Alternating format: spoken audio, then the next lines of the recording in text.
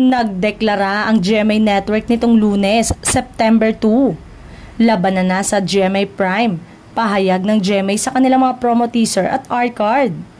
Hindi lang sa mga social media account ng GMA nagpost ng nasabing mga art card, pati na rin sa mga Kapuso Star ay game na nagpost na sa GMA Prime at ilan pa sa kanila ay nagpalit pa ng profile picture na may ganon na theme.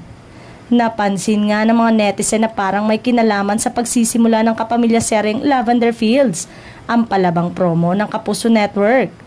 Pinagbibidahan kasi ni Jody Santa Maria ang nasabing serye na kilala sa pagkakaroon ng mga high-rating shows.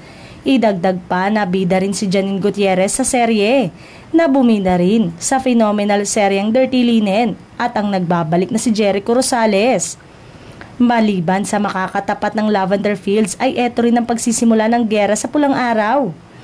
Pero ayon sa Notang People ratings na inilabas ng AGB Nielsen Philippines, ay naging talunan ng Kapuso Network sa naganap na gera sa Primetime TV. Panalo ang Lavender Fields na may 9.9% rating laban sa 8.8% ng teleserye na pinagbibidahan ni Bea Alonso sa 8 PM time slot, habang 0.4% naman ang rating ng delayed telecast nito. Record-breaking nga ang nakuhang rating ng serye ni Jody dahil ito ang highest rating sa mga nag-pilot episode ng mga kapamilya serye na nasa second slot ng primetime bida.